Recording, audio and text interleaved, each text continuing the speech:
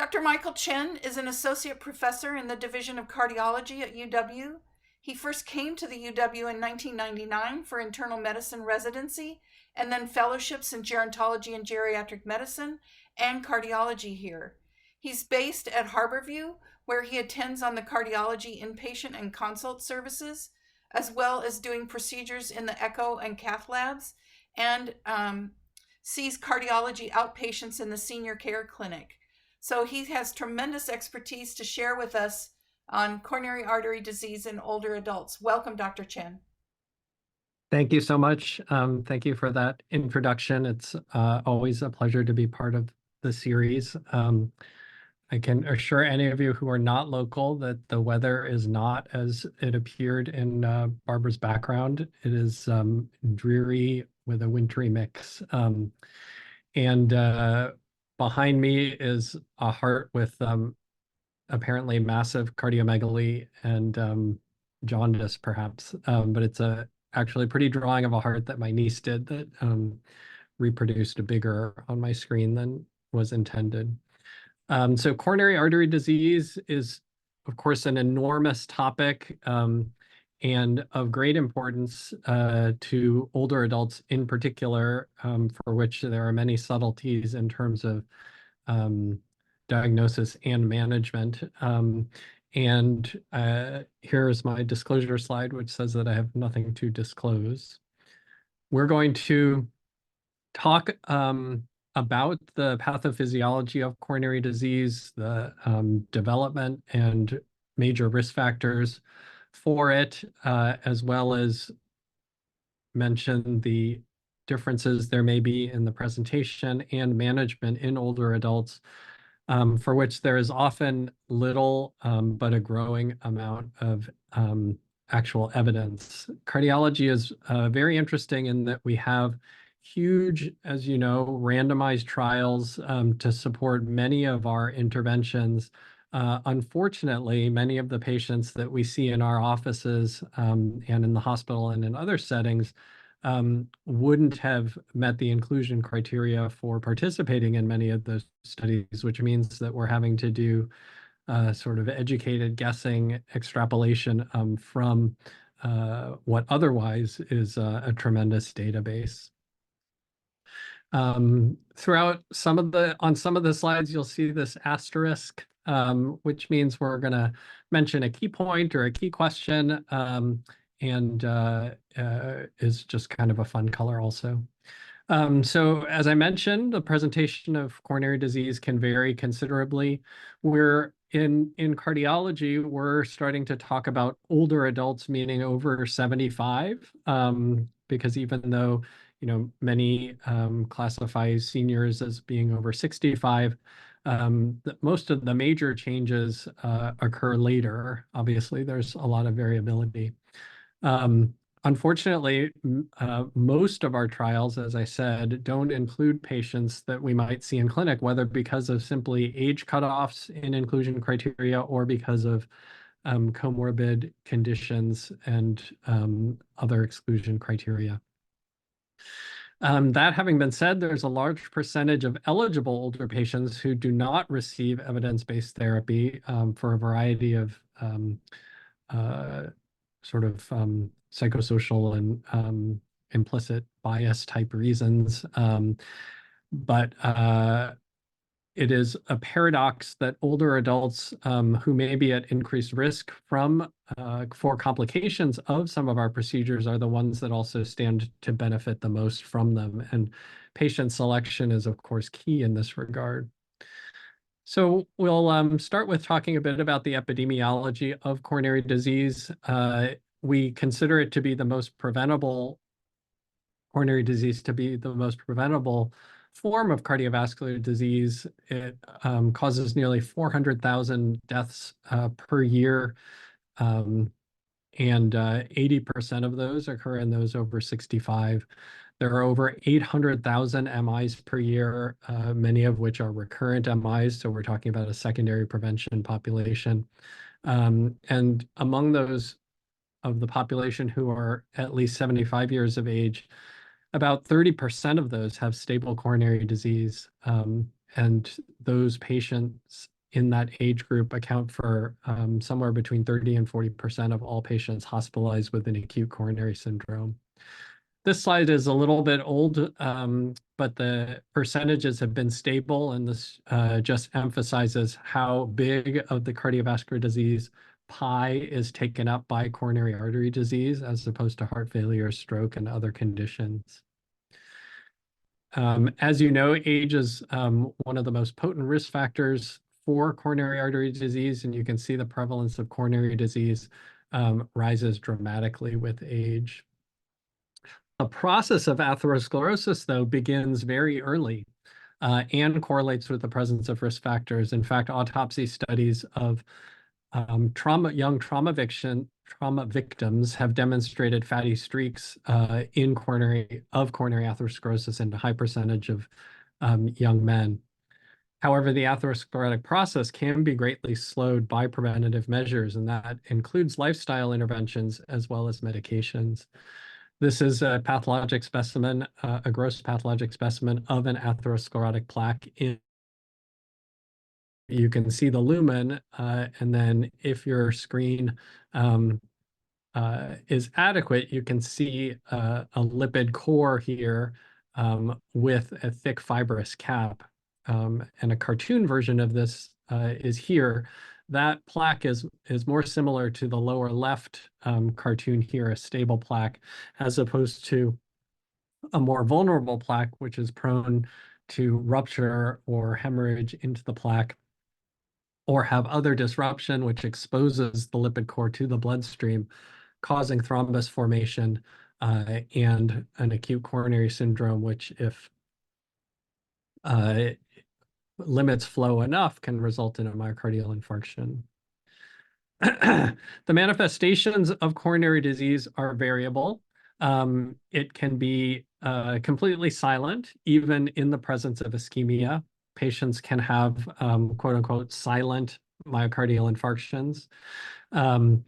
When patients do have symptoms, they most commonly complain of chest pain, left-sided chest pain, which may be described as a pressure or a squeezing. The Levine sign was described as a person hunched over a bit with a fist clenched over their chest to demonstrate the feeling.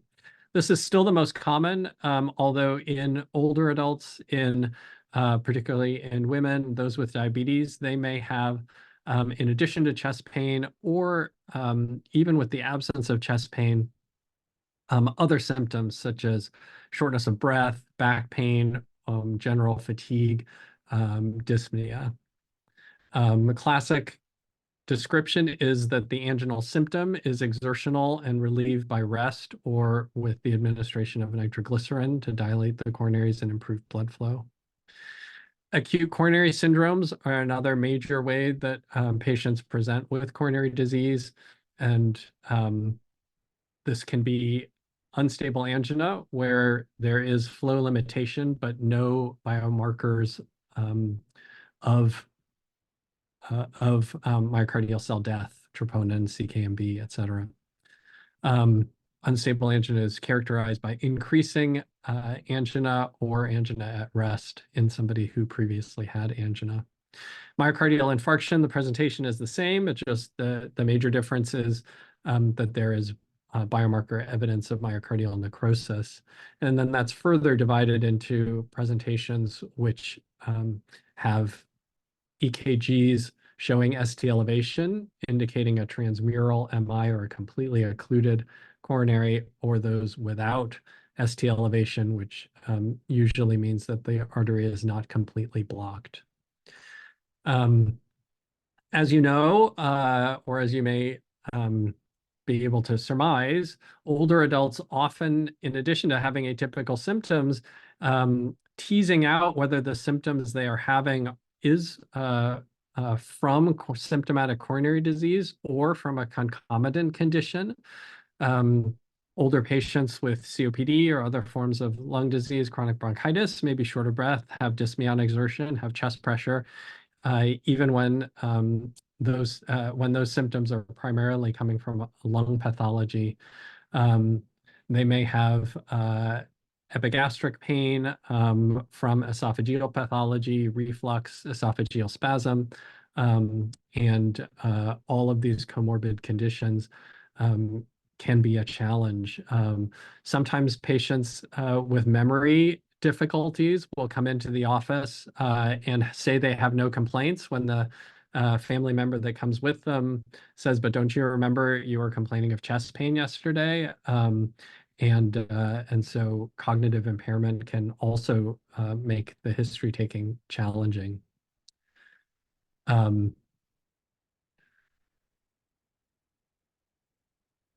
With regard to stable coronary syndromes, there are multiple randomized trials indicating that patients with stable coronary disease can and should be managed with an initial trial of medical therapy, saving revascularization for those with breakthrough symptoms or high-risk anatomy.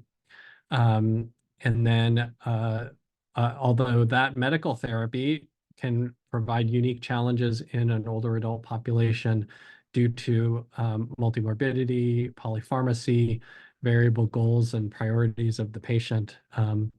And we always have to keep in mind that quality of life and symptom control may often be of paramount concern in this population.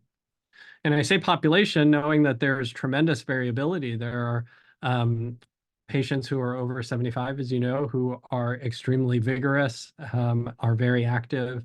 I have a patient with coronary disease who's 91. She came into my clinic excited to tell me about her new boyfriend that she had met since our last visit. She remarked that they met because they're ballroom dance partners. She's extremely vigorous. She let me know that he lives on Camino Island, which is quite a way. Burning up the highways for a while, but now they're living together. And she said, well, he's younger than me, but then most people are.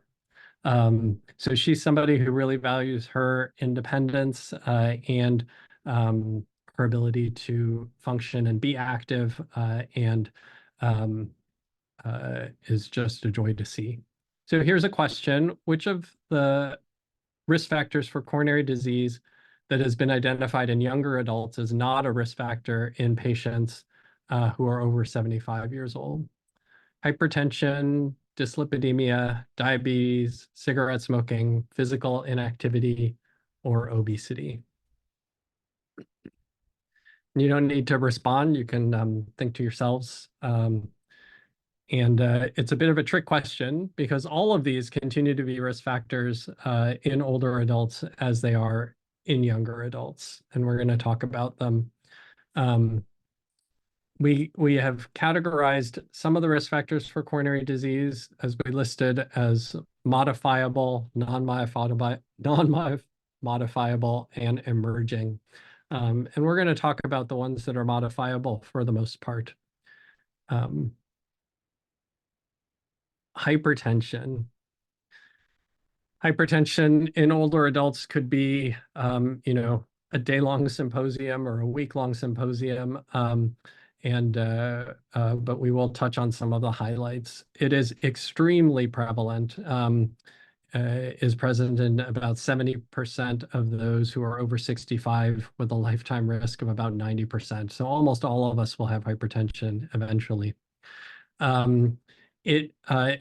In addition to being the most prevalent, it has the greatest risk for the development of coronary, cerebrovascular, and peripheral vascular disease. This graphic just shows how much the prevalence of hypertension increases with age. And then also how we are doing with regard to awareness, treatment, and control. So you may have seen slides or data similar to this.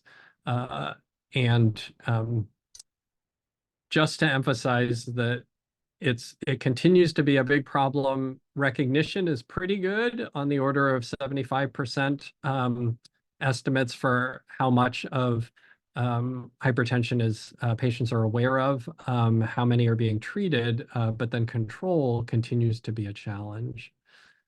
The blood pressure relationship to the risk of coronary disease is continuous, it's consistent, and it's independent of the other risk factors. Each increase of 20 over 10 millimeters of mercury doubles the risk of cardiovascular disease across the entire blood pressure range, starting from 115 over 75. Obviously, there are subgroup differences among these, but on a large population basis, the higher your blood pressure, the higher your risk is.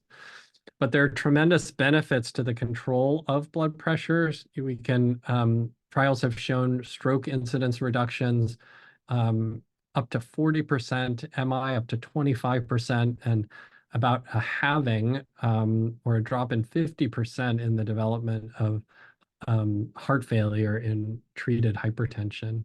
And there's one example here from the HIVET trial, which I'm sure many of you are familiar with.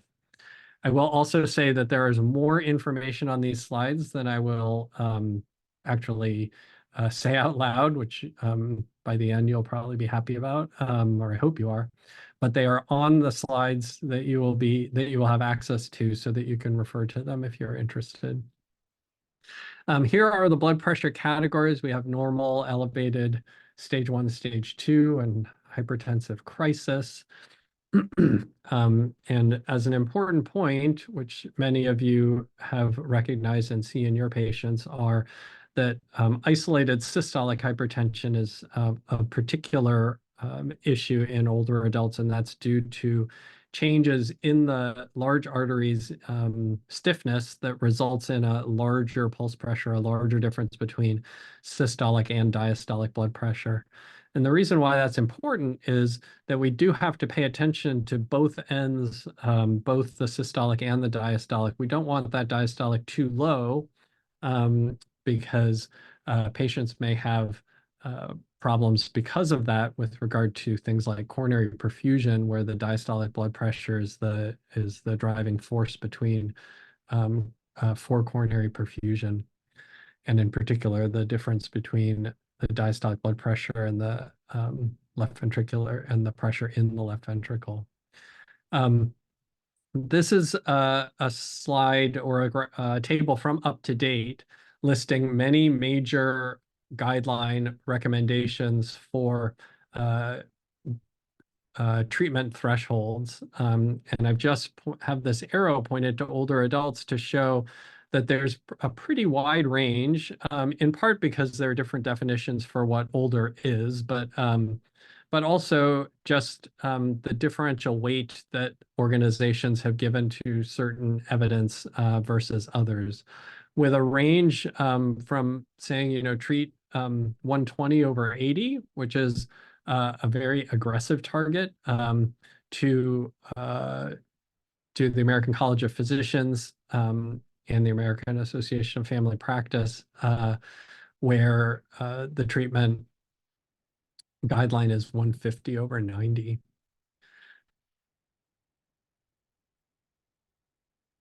Depending on the patient's risk profile, their comorbidities, kidney disease, their burden of atherosclerosis, their goals, their symptoms with hypertension treatment, you may sometimes be more aggressive or less aggressive.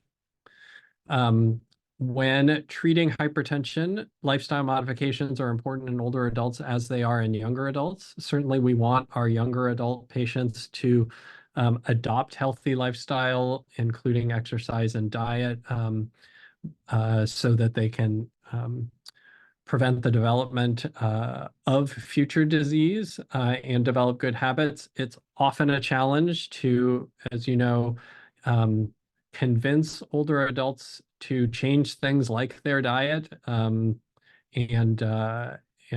so the earlier we can intervene, the better, which is not to say that I don't have older adults that become very motivated to eat a healthy diet. It just becomes often is a lot more challenging. These are some of the estimates based on multiple trials for how much blood pressure lowering one can expect with each of these interventions. As I mentioned, systolic hypertension is the most common form in older adults. Most older adults will require at least 2 agents, which of course brings up the issue of polypharmacy. Some, combination pills can make adherence easier. It doesn't really change the polypharmacy. There's still 2 agents in a 2-component pill. Many patients' blood pressure control can be improved if they can reduce their salt intake, so-called salt-sensitive individuals, as well as the reduction or elimination of NSAID use can also be helpful. This table, which I'm not going to read each component of, lists hypertensive therapies that might be favorable as an initial choice or as a component of a multiple agent regimen based on their comorbid conditions. I'm going to turn to dyslipidemia and take a little sip of my water. Dyslipidemia is another very common risk factor, which has a U-shaped association between total mortality, between total cholesterol and total mortality, in that patients with low cholesterol may have higher mortality as a result of malnutrition, malignancy, other comorbidities. But in general, LDL cholesterol is strongly associated with coronary disease in older adults. And even though the relative risk decreases with age, the absolute or the incidence of the disease is so increased that that there is still benefit towards treating. This is from ATP, the normal and abnormal ranges for the components of a routine cholesterol profile. And I'm not intending to talk about more subtle differences, LDL particle size, ApoB, et cetera. The treatment, the benefit in secondary prevention of lipid-lowering therapy, predominantly statin therapy, is quite strong over many, many studies. And although really none of these studies was confined to an older adult population, subgroup analyses, which granted aren't as strong evidence, subgroup analyses outcomes are quite strong in the older adult population up to the mid-80s or so. There are patients for whom a statin might not continue to be appropriate. And again, we're talking about secondary prevention as opposed to primary prevention, for which fewer of our very older patients would we consider them in. So unless patients are having issues with polypharmacy, comorbidity, they have limited life expectancy, then we might, in those patients, we might forego therapy for lipids, knowing that, or because of the fact that we generally consider a bit of a time frame of 1 to 3 years to see the benefits for coronary and stroke prevention. In terms of adverse effects of statins, there are some case series which suggest that there might be some cognitive dysfunction or memory loss, but there are other trials which didn't show any difference in older versus younger adults in terms of those adverse effects. Muscle abnormalities, whether that's simple myalgias versus actual rhabdomyolysis, either of those can occur. We worry more in those who are slighter, those who are on multiple meds that might excuse me, affect the metabolism of the statins, as well as combination of statins and fibrates. In addition to lifestyle modifications, there is an ACC-AHA risk calculator, which only goes up to 79 to estimate the patient's 10-year risk of hard outcomes, stroke, non-fatal MI, and cardiovascular death. So there's a link there for that. And then the guidelines list what high-intensity statin therapy refers to, or moderate intensity, basically moderate or medium or high-dose atorvastatin or rosuvastatin are indicated for most of our secondary prevention patients. This is from the guidelines, again, not something to memorize, but it's there for interest in addition to healthy lifestyle, depending on whether a patient is deemed to be very high risk very high risk or not high risk. The choice of a statin at moderate or high dose, and possibly even a PCSK9 inhibitor if statin intolerant might be indicated, or for a familial dyslipidemia.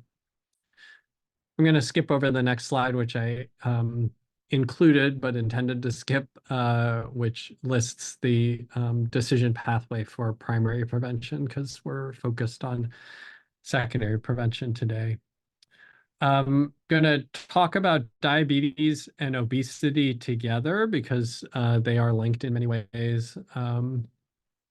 Diabetes, as you know, is a huge problem, growing in its prevalence, and is a significant issue in older adults. You can see some of the statistics here, including the total cost, which is staggering.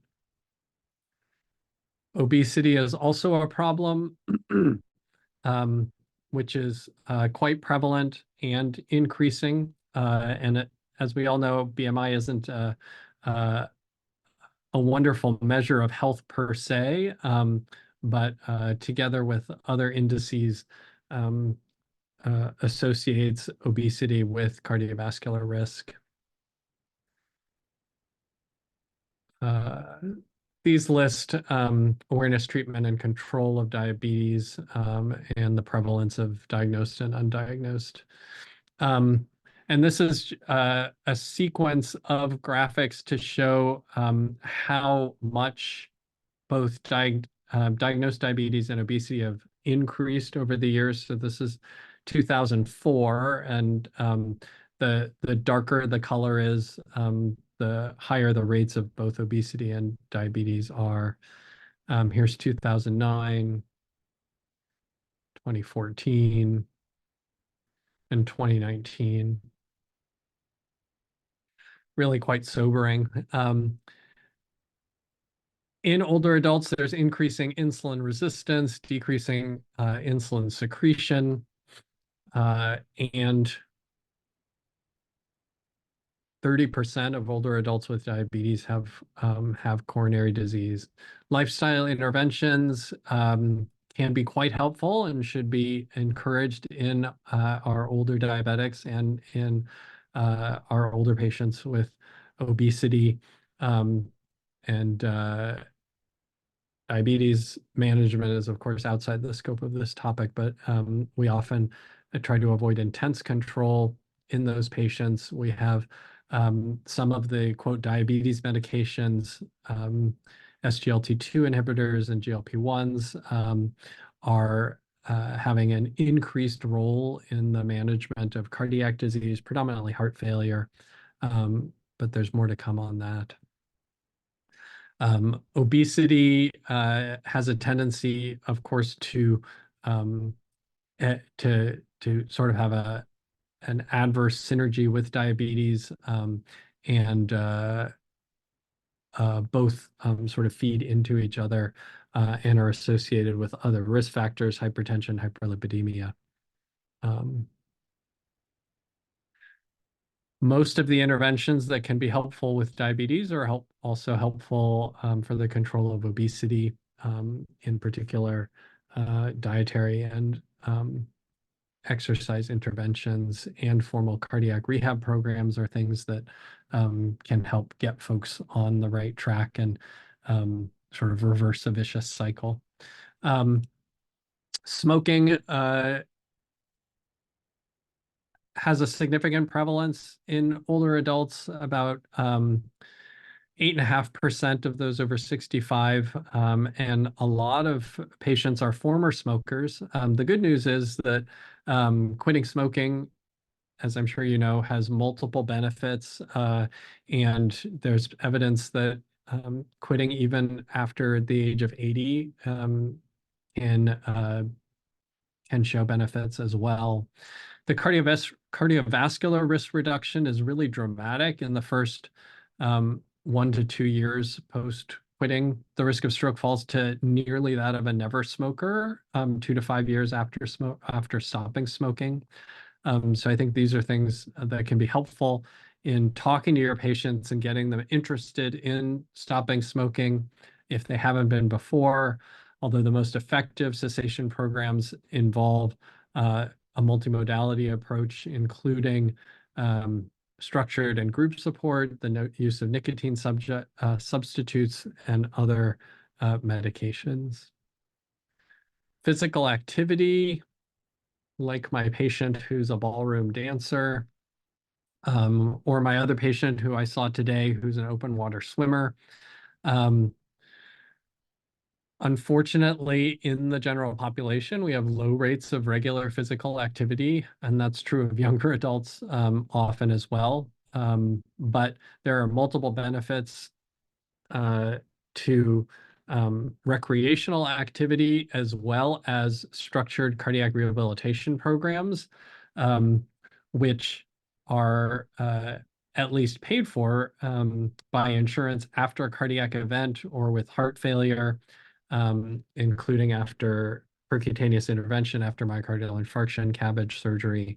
There are inpatient and then outpatient structured programs of multiple days per week supervised exercise, with meta-analyses revealing a 20% reduction in all-cause mortality and a 25% reduction in cardiac mortality, which are really huge effects. Not going to go through all the mechanisms for the potential for the benefit of exercise in coronary artery or coronary heart disease, but they are multitudinous. One of the issues is both referral, so we have them as part of our discharge kind of power plans in our electronic medical record. Getting access to them, having a place that's close enough to the patient's residence can be a challenge. And then really the adherence to continuing the habits that are begun in the formal program are where we would really like to see gains, in addition, of course, to the initial referrals. In the treatment of stable coronary disease, so moving on from sort of the risk factors and transitioning from cardiac rehab, really have to think about what the patient's goals are. In cardiology, we have a tendency to think of a reduction in mortality as really the be-all and end-all outcome, when many of our patients are more interested in how well they are living, what can they do that they want to do or continue to do, their hobbies, travel, etc. We always start with lifestyle measures, and I think, you know, I look at this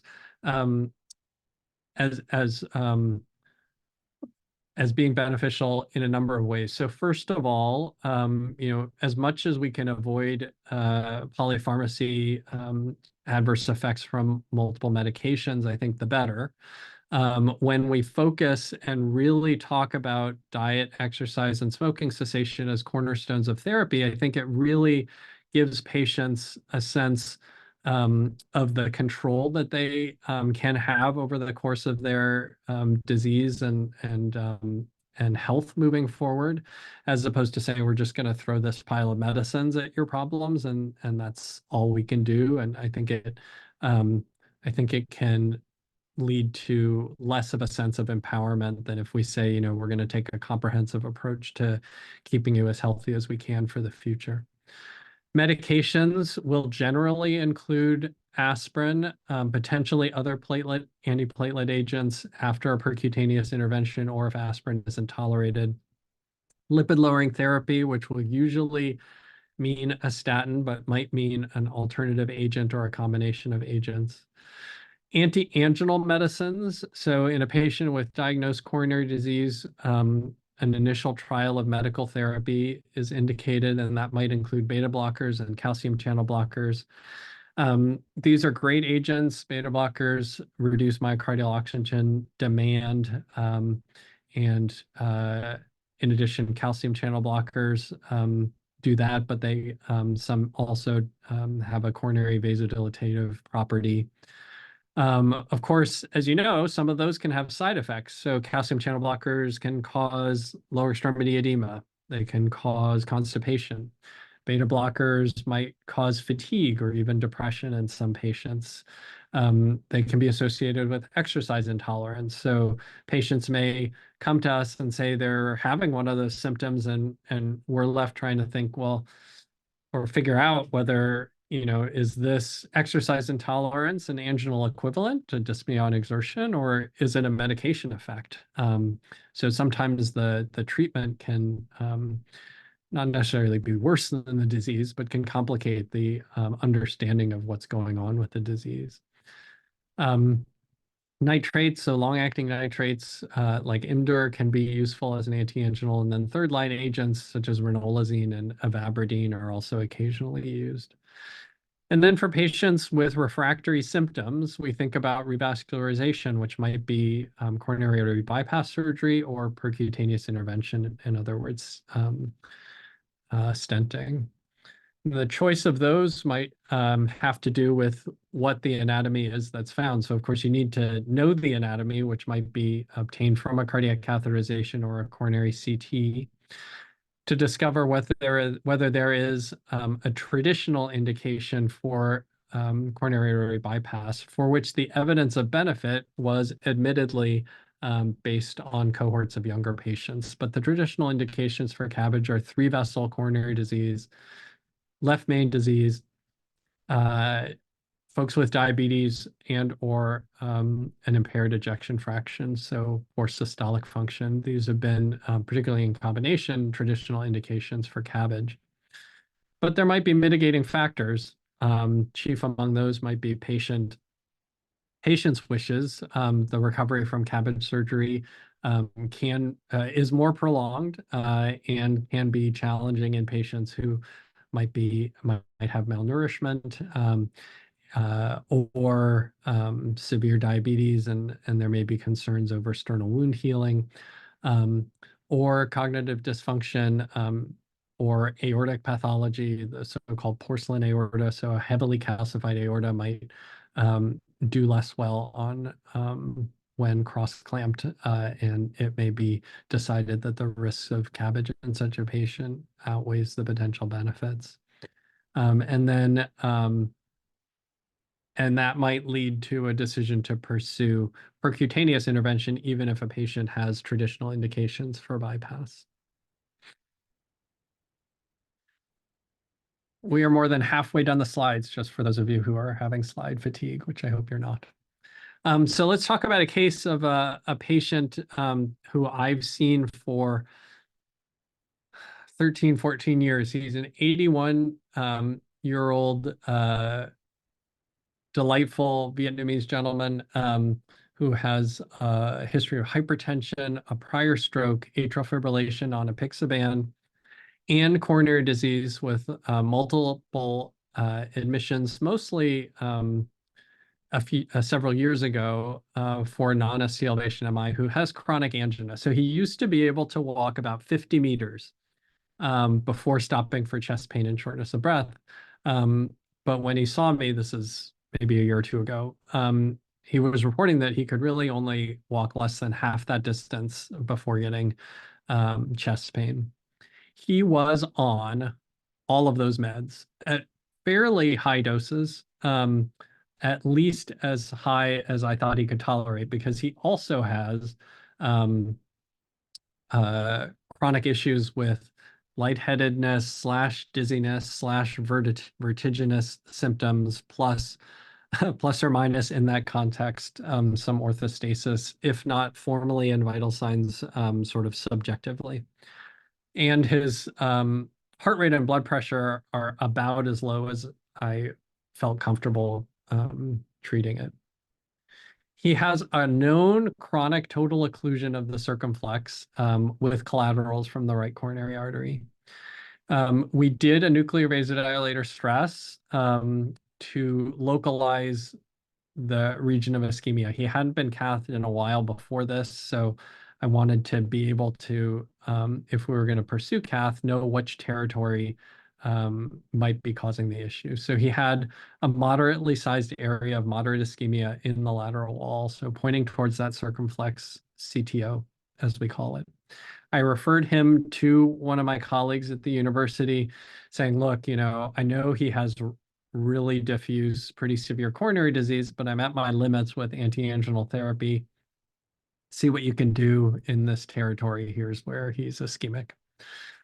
So she went ahead and opened up that chronic total occlusion, and he did better. So he could walk back up to his 50 meters, and I was actually able to reduce a little bit some of his medications. Not necessarily what I thought would be a permanent fix.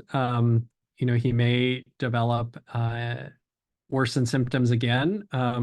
Atherosclerosis is a systemic disease. It affects all the beds. It affects all the coronaries. You open up one blockage, then another may cause a problem later on. This is, I thought, an interesting graphic from one of the recent articles from which I took a lot of information for this talk and is listed at the end, of a proposed approach to the management of stable coronary disease in older adults. And they called it the consider, listen, and decide. So think about the patient's symptoms and comorbidities, what other meds they're on, what other medical problems they have. Talk to the patient, listen, what's important to them. Are they the kind of patient, and many of ours are, that are like, I want to live as long as possible, give me everything, do everything to me, versus I have also many patients, as you do, who are like, I want to do X, Y, and Z, but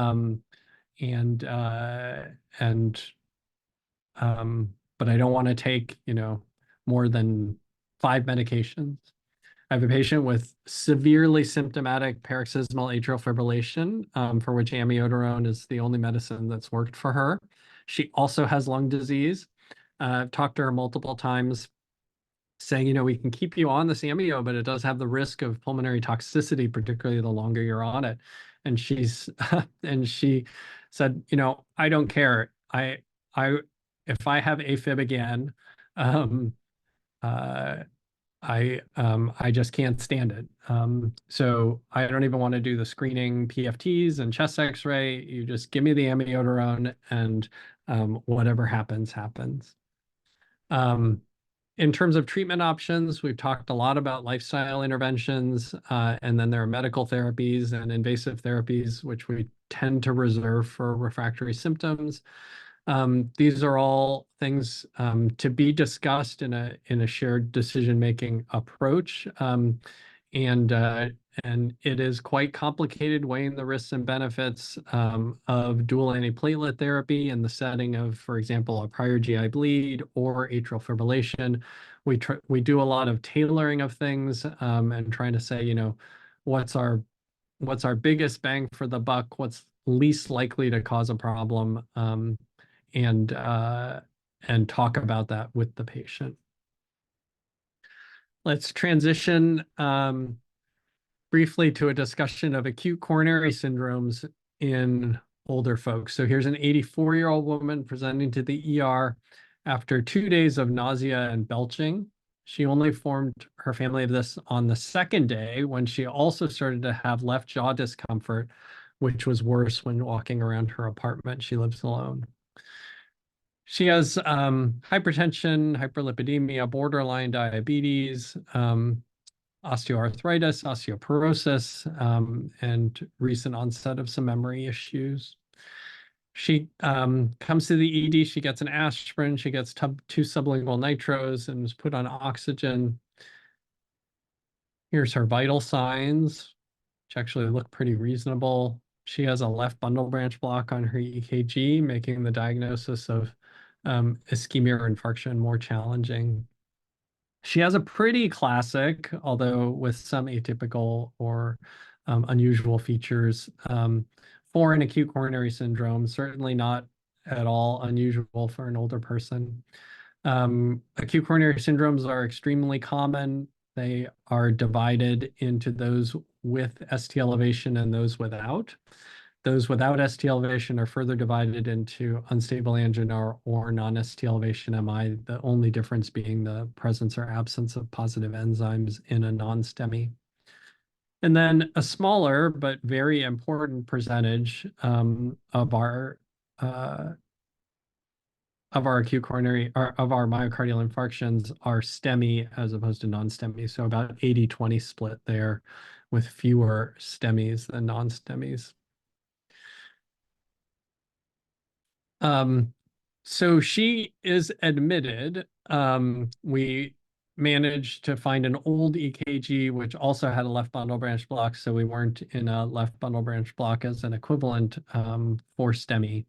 And she actually voiced in the ED as she was being admitted that she was not interested in a catheterization, and so was treated with maximal medical therapies that are listed there. And her troponin stayed relatively low. She had an echo, which showed preserved function with some wall motion abnormalities. And she, with all of that therapy, did not have recurrent chest pain and was discharged. In older adults, their coronary disease tends to be more complicated. So they have more calcified coronaries than younger adults. They're more tortuous. They have more multivessel and left main disease.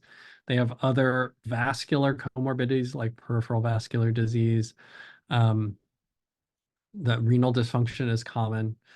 When interventions are performed, whether that's surgical or percutaneous, there is an increased risk of complications because of all those factors. Although success rates for percutaneous intervention and CABG are both pretty high once they are undertaken. There is very little data on comparing, so a randomized trial data for coronary disease patients undergoing CABG versus PCI. There really isn't great evidence to figure out which is, quote, better. And the choice there is, again, as with the other things, individualized. I'm going to skip over this slide, but only I would like to mention the interplay between the things that are involved in sort of the natural aging process and concomitant geriatric syndromes or comorbid conditions that can often complicate decision-making as well as interventions.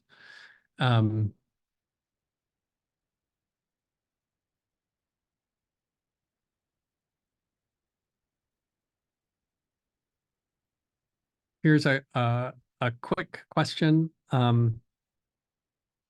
An 83-year-old woman presents as an urgent visit to her regular PCP's office, complaining of dyspnea on exertion that morning. Heart rate was 90, blood pressure 130/70.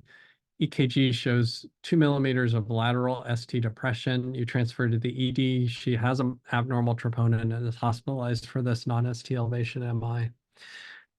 Identify the true statement. Left bundle branch block is more common in middle-aged than elderly patients.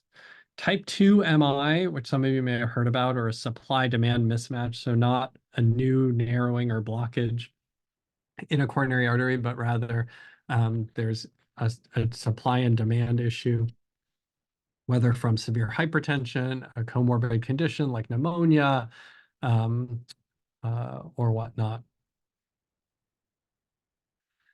Because of an increased risk of catheter-related complications, lytics are preferred to cath or percutaneous intervention in the very elderly.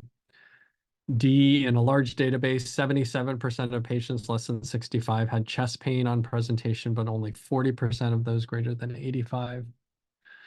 And lastly, in the elderly, STEMI is more common than non-STEMI. So thinking about those, the correct answer is actually D. So over in the 85 years of age and older, chest pain was only present in 40% of those who presented with an acute coronary syndrome. So you have to have a high index of suspicion. So we admit many people in that age group who have an abnormal troponin for whom chest pain wasn't their primary complaint. For all of the others are not true.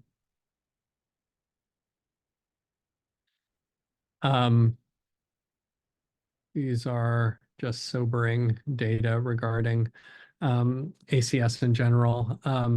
Many coronary trials have enrolled no patients over 75. So some of our data come from the small portion of patients in that age group or large registries. But knowing we have to appreciate that the clinical trials population is different in a lot of ways from those patients that we see in the community and older patients. And so we're trying to make educated guesses when treating many of these patients. They have atypical symptoms. They tend to present later because their symptoms are nonspecific, thought to be from something else, GI or whatnot. Their EKGs can have baseline abnormalities that make the detection of current ischemia or infarction more challenging. And they often have other things going on at the same time. Heart failure and shock are increased in older people as opposed to youngers who are presenting with acute coronary syndrome. Free wall rupture and STEMI is more common, and even though it's rare, it's more common in older people than in younger people. And bleeding is a significant issue and can alter our treatment with regard to antiplatelet and anticoagulant therapy. Oftentimes, though, those patients who are at the highest risk and stand to benefit the most are the ones that we end up treating less aggressively. And so we have to be really cautious about doing or not doing things based simply on age and be upfront when we don't know the evidence, but without contraindications or strong feelings, we should continue to consider evidence-based therapies for the most part. But we have to individualize based on things like comorbid conditions, polypharmacy, low blood pressure at baseline, falls, and other geriatric syndromes, and talk to patients about what their goals are in all of these regards. There are a lot of studies ongoing. So the NIH inclusion across the lifespan program was instituted to try to improve the quality and the quantity of data in regards to the management of medical problems that affect the elderly. More studies with patient-centered outcomes, so functional status, quality of life outcomes, as opposed to did they live or die, which of course is also important. There are more studies of angina with non-obstructive coronary disease and in microvascular dysfunction and so forth to try to better manage those conditions in older adults. And there's a need to incorporate things like measures of frailty into our models for acute and chronic coronary disease care so that we can better tailor our therapy and give evidence-based recommendations to our patients.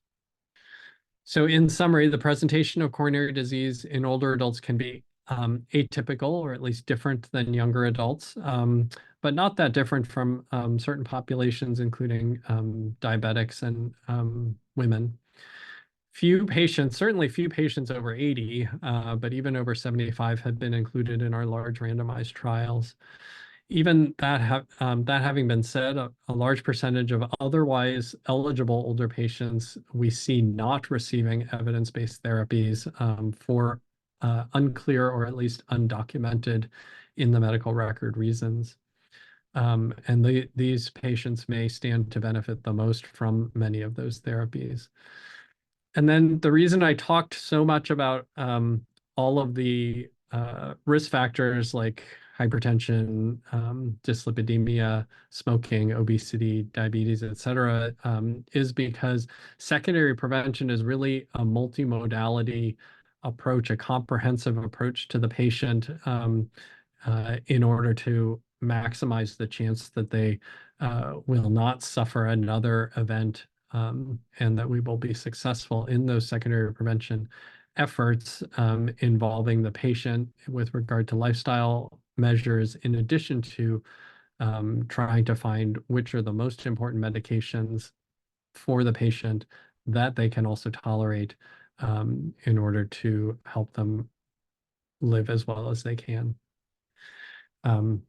That's my last slide. You can all breathe a sigh of relief with regard to that. And I'm happy to take any questions, and Barb can chime Great. in. I don't have any questions at the moment, except I was wondering if you would mind sort of going over again the advice about aspirin use, because it seems to change and it's just a little bit confusing for folks. Sure. Yeah, happy to talk about aspirin. I guess, yeah, I have the habit of repeating the question, but I guess on Zoom you don't really need to do that. So aspirin use is the controversy about aspirin use is really in the primary prevention arena. So secondary prevention, pretty much everybody should be on aspirin, or if aspirin isn't tolerated, then another antiplatelet agent, unless they are also on an anticoagulant. So, for example, if a patient is on warfarin for atrial fibrillation or pulmonary embolism or DVT, or they're on a novel anticoagulant, then if they have not had a recent acute coronary syndrome, we will often take them off antiplatelets and have them just be on that anticoagulant. So in the secondary prevention, I guess I may have started out that answer in a confusing way. So in primary prevention, the bar is now quite high for having folks be on aspirin. The benefit is probably more in stroke than in myocardial infarction prevention, and really only in our highest risk patients. So if patients have a really preponderance of risk factors, they haven't had a stroke MI revascularization before, then we might consider aspirin in primary prevention. In secondary prevention, patients should be on either aspirin, or if they're on another anticoagulant, we'll sometimes take them off the aspirin. So I hope that's more clear. And just clarify, because I hear confusing information at times. That's for secondary prevention. That's both men and women. Is that right? Yeah. Okay. In primary prevention, probably the benefit of aspirin is stroke prevention in women. But yeah, again, we're really reserving primary prevention antiplatelet for those at the highest risk, who are extremely motivated to take that risk benefit approach and say, you know, I'm more concerned about not wanting to have a stroke or maybe an MI versus the increased risk of bleeding. And Justin is wondering, are the Grace and Timmy scores effective to risk stratify ACS in older adults? Yeah, Justin's so smart. Yeah, so we do use them. They are effective. The number of patients in the older age group are smaller, but I think those are still useful to help guide an early invasive approach. So for those who aren't familiar, the TIMI and GRACE risk scores are used in patients who are presenting to the ER with an acute coronary syndrome to help risk stratify the approach, which might be a conservative approach, an early invasive approach. Um, an early invasive approach is supported by uh, by a high risk score. TIMI is more based on factors of historical sort of risk factors, as well as a little bit on presentation, so EKG changes and positive enzymes, whereas GRACE has a lot more weight on features at presentation, including vital signs um, and so forth. In practice, EKG changes and abnormal troponins, abnormal cardiac enzymes are the main driver for an early invasive approach. But I do think that it's useful and is evidence-based.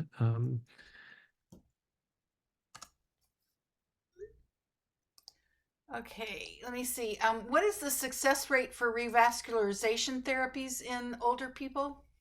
Yeah, so in terms of sometimes there's sort of the macabre joke of the procedure was successful, but the patient died. So um, in terms of procedural success, quite high. So if an interventionalist is going to tackle a lesion, we have there are interventionalists who have fantastic skills. They sometimes need to use specialized equipment. The success rate is quite high. So, depending on the situation, certainly in the 90%. It becomes harder in patients who have things like chronic total occlusions and so forth. Those are more sophisticated interventions that have a lower success rate. Um, but if you're sort of talking about all comers, somebody comes in with an ST elevation MI and they go to the cath lab, we expect them to come out revascularized and would be very surprised if the interventionist was not able um, to get a result on that lesion. It does happen, uh, but overall success rates are high. And Elizabeth has said, I read it, that there's some new evidence that statins can cause diabetes. Thoughts on that? Yeah, great question. So yeah, there is a little bit of evidence. So rates of reported diabetes in rosuvastatin in some of the rosuvastatin trials. It's a little unclear. Most folks think that probably the benefit of the lipid-lowering therapy is, in general, I think it's not that we're turning people that don't have any risk of developing diabetes into diabetics per se, but most folks would consider it to be an overall net benefit. Even if their A1C puts them into the diabetic range. But I haven't seen too many people sort of switch agents, but theoretically, one could think about atorvastatin instead of rosuvastatin if that was of a particular concern. Good question. And Ruth is asking if it's okay to take metoprolol for long term for high blood pressure. Yeah, so it's not so if you are using it primarily for anginal relief, so as an anti-anginal, or if a patient is within 3 years of an MI or has heart failure with a reduced EF, I think it's a great agent. Purely as an antihypertensive, it's certainly safe to use long term. It's not a very good antihypertensive agent. But sometimes, you're trying to you need to use multiple agents and you're running out of them. So without one of those sort of strong indications, I might not reach for it early on, but it certainly is safe. I will. One caveat is that I use very little short-acting metoprolol, which has been marketed as a twice-a-day drug. Kinetically, it's really a 4 times a day drug or a Q6-hour drug. So we use it in the hospital when we can give meds or when we're up titrating rapidly and want to be able to stop if we need to. Otherwise, I almost always use metoprolol succinate or long-acting metoprolol in outpatients. Oh, that's helpful. Thanks. What are the prevention or care or treatment complications related to cardiovascular, I'm assuming, coronary artery disease for patients who only have one kidney? Yeah, great Considerations? question. Yeah, so having a solitary kidney or just having chronic kidney disease, we worry a lot about the heart kidney. They should work together. They should be friends, but sometimes they're not so much. And particularly in our heart failure patients, sometimes they need to be, quote, run dry in order to keep their symptoms at bay, but that can be hard on the kidneys. And so they can have abnormal renal function that sometimes gets worse. Patients who are volume overloaded, sometimes that's from with that venous congestion, their renal parameters can look worse, and then we diurese them and they improve. Strictly from a coronary point of view, we worry a lot in patients with CKD before taking them to the cath lab because of the contrast load. And so we really want to be sure to, number one, use as little contrast as possible, but be aware of the patient's wishes with regard to what if patient has significant kidney disease and this is the thing that tips them over to dialysis. Is that something that they and their nephrologist are willing to consider? Or if not, maybe we say, maybe it's better just to pursue medical therapy. Or sometimes what we'll do is an intermediate step. So even though we might normally just jump to a cath in a patient who comes in with a high-risk non-STEMI, if they have CKD, they're a little bit wary. We might actually do a perfusion scan, a nuclear stress to evaluate for how much ischemia is there, how much myocardium there is at risk before taking on that additional risk of contrast nephropathy. These are some great questions. So here's one. What's the best management for heart failure with an ejection fraction of 30 to 35%? Yeah, so in that range, the traditional or what is now traditional quad therapy is, if tolerated, is appropriate. So that includes a long-acting beta blocker like metoprolol succinate or carvedilol. It should include a renin-angiotensin-aldosterone agent if they can tolerate and afford Entresto. There is good evidence for that as being more ideal. The SGLT2 inhibitors are the third cornerstone. And then, so like empagliflozin is very commonly used and has good evidence from Emperor and so forth. And then spironolactone.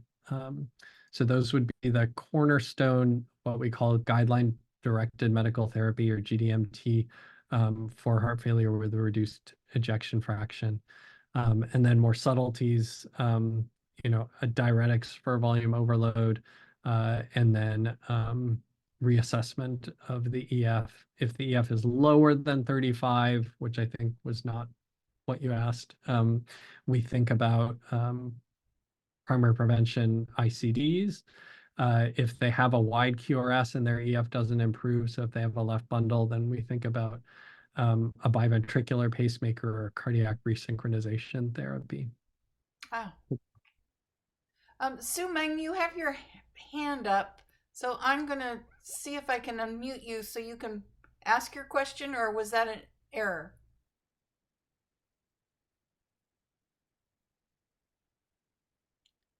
And while we're getting that sort of settled, I thought I'd ask you a question out of my curiosity.